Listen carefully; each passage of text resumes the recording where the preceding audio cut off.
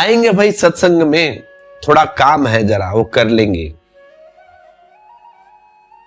सांसारिक काम बहुत है, पहले बच्चों को जॉब लगानी है, शादी करनी है बेटी की, वह सब हो जाए, फिर बाद में परमात्मा का हम स्मरण करेंगे, फिर आएंगे फिर परमात्मा को जानने के लिए। अभी बहुत दूसरे काम बाकी है। जानना तो है हमें परमात्मा को, लेकिन दूसरे काम बाकी है और उलझने हैं हमारी जिंदगी में, वह सुलझ जाए उसके बाद देख लेंगे ना। बराबर है, तुम भी वही सोचते हो ना। द गॉड यानी आखिरी, परमात्मा यानी लास्ट।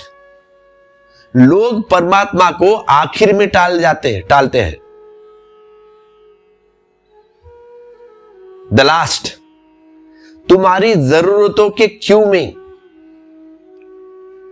परमात्मा बिल्कुल अंत में खड़ा है, आखिर में। घर, फ्लैट, सब, बेटी की शादी, जॉब हो गई, सब हो गया, उसके बाद में परमात्मा एकदम अंत में। और तुम्हारे जरूरत का जो क्यू है ना, तुम्हारी लाइन, वह पूरी कभी नहीं होती और वह अंत में परमात्मा खड़ा ही रह जाता है वेट करते। तुम्हारी फेरिश खत्म ही नहीं होती, समाप्त हो जाते हो तुम, लेकिन तुम कभी उसके पास पहुंचते नहीं, वो तो वहां खड़ा ही रहता है। एक जरूरत पूरी नहीं हुई, दूसरी आ गई, दूसरी नहीं हुई, तीसरी आ गई, तीसरी नहीं हुई, चौथी आ गई। तुम्हारी आकांक्षा कभी भरी नहीं पाती, एक के बाद एक हजार आकांक्षाएं पैदा हो जाती है और परमात्मा आखिर में खड़ा रह जाता है।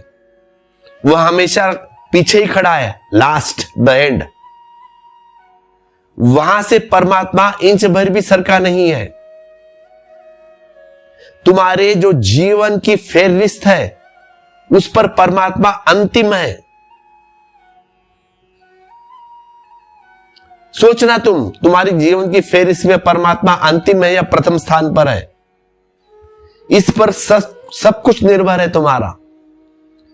और जिसके भी फेहरिस्त में परमात्मा अंत पे है वह है मूढ़। शंकराचार्य कहते हैं, इसलिए कहते हैं, हे मूढ़, भज गोविंद भज गोविंद भज गोविंद। जिसके फेहरिस्त में परमात्मा प्रथम है वह अमूढ़, वह जानेगा परमात्मा को। उसने एक बात ठीक से समझ ली कि इस जीवन में जो कुछ भी इकट्ठा कर लूं मैं, कितना भी पैसा कमा लूं, धन दौलत, फ्लैट, गाड़ी, मौत उसे छीन लेगी। और जो छीना नहीं जा सकता, जो छीना ही नहीं जा सकता, वह है परमात्मा। जो छीना जा सकता है उसके वह कमाने के लिए समय क्यों व्यर्थ गंवाना। इसलिए शंकराचार्य कहते हैं, हे मूढ़, भज गोविंद भज गोविंद भज गोविंद।